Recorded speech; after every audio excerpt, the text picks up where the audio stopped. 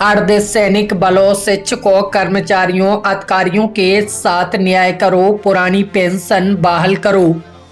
अटेवा pension बचाओ मंच Uttar Pradesh NMOPS के तत्वाधान में पेंशन सखनाथ महारैली बुढ़ापे की लाठी पुरानी पेंशन पाने के लिए 21 नवंबर 2021 दिन रविवार लखनऊ इको गार्डन चलो।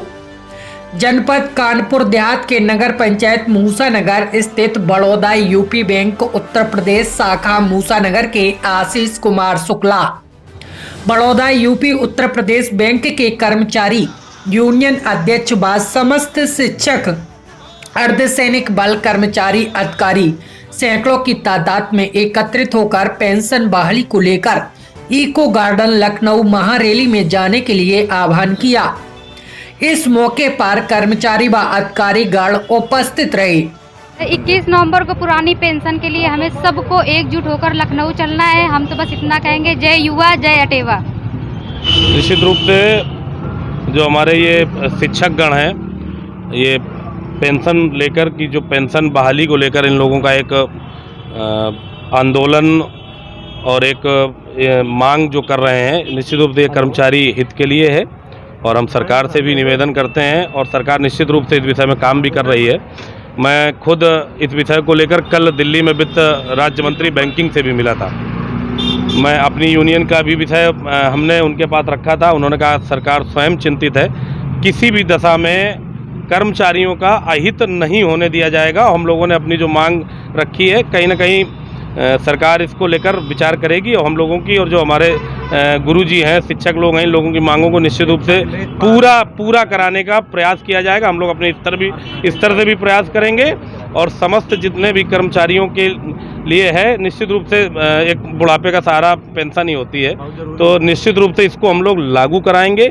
हर स्तर पे इस पे बात करेंगे। हम लोग इनके साथ हैं और जहां भी हमारी आवश्यकता पड़ेगी, मैं अपनी यूनियन की तरफ से भी आपको पूरा समर्थन देता हूं। आज अटेवा पेंशन बचाओ मंच कानपुर देहात के बैनर तले न्याय पंचायत गौसगंज क्षेत्र में हम सभी न्याय पंचायत गौसगंज के शिक्षक कर्मचारी आज इसलिए यहाँ एकत्र हुए हैं कि अपने पेंशनविहीन साथियों को आगामी 21 नवंबर को इको गार्डन लखनऊ में होने वाली पेंशन शंखनाद रैली में अधिक से अधिक प्रतिभाग करने हेतु आमंत्रित कर सकें, उन्हें जोड़ सकें और साथियों को एकजुट करने और जागरूक करने के उद्देश्य से आज इस बैठक और आज इस यहाँ पर हम लोग एकत्र हुए हैं। जैसा कि विदित है कि अटेवा पेंशन बचाओ मंच उत्तर प्रदेश और NMOPS इंडिया के नेतृत्व में राष्ट्रीय अध्यक्ष आदरणीय विजय कुमार बंधु ने इको गार्डन लखनऊ में 21 नवंबर को पूरे देश के कोने कोने से, चाहे वो रेलवे हो, चाहे वो PWD हो, चाहे वो लेखपाल हो, चाहे वो शिक्षक हो, सभी का एक साथ आह्वान किया है कि आगामी 2022 के विधानसभा चुनाव से पहले सरकारों को हमारे हित की, हमारे पेंशन की बात सुननी पड़ेगी, अन्यथा की स्थिति में कर्मचारी सरकार को सबक सिखाने का काम करेगा। जैसा कि आप लोग जानते हैं कि एक दिन का सांसद, एक दिन का विधायक शपथ लेते ही पेंशन का हकदार हो जाता है, लेकिन हमारे जो प्रदेश का, हमारे देश का जो कर्मचारी है, जो शिक्षक है, 60 साल अपनी सेवाएं देने के बाद भी उसको पुरानी पेंशन का लाभ नहीं मिलता है, जिसके कारण उसका बुढ़ापा अंधकारमय है, उसके बुढ़ापा असुरक्षित है। तो मैं आज यहाँ अभी साथियों से आह्वान करने आया हूँ कि अपने बुढ़ापे की लाठी पुरानी पेंशन पाने के लिए, अपने हक और सम्मान की लड़ाई के लिए आगामी 21 नवंबर को इको गार्डन लखनऊ में अधिक से अधिक संख्या में प्रतिभाग करें। यही निवेदन है। यही जी। पेंशन को लेकर जो ये कार्यक्रम किया जा रहा है जी, ये कब से चल रहा है? पेंशन को लेकर के हम लोग, जैसा कि विदित है कि उत्तर प्रदेश की नौकरियों में 1 अप्रैल 2005 के बाद से पुरानी पेंशन की व्यवस्था समाप्त करके बाजार आधारित नई पेंशन व्यवस्था लाई गई है। तो हमारे पेंशनविहीन साथियों का सैलाब 2016 से लगातार अनवरत पुरानी पेंशन को बहाल करने के लिए प्रतिबद्ध है।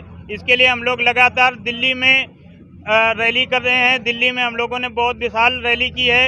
लखनऊ में अभी आगामी 22 अक्टूबर को पूरे प्रदेश में 75 जनपद में हम लोगों ने पेंशनविहीन साथियों की पदयात्रा निकाली थी, जिसमें पूरे प्रदेश में अधिक से अधिक संख्या में, भारी संख्या में हमारे पेंशनविहीन साथियों का सैलाब उमड़ा था।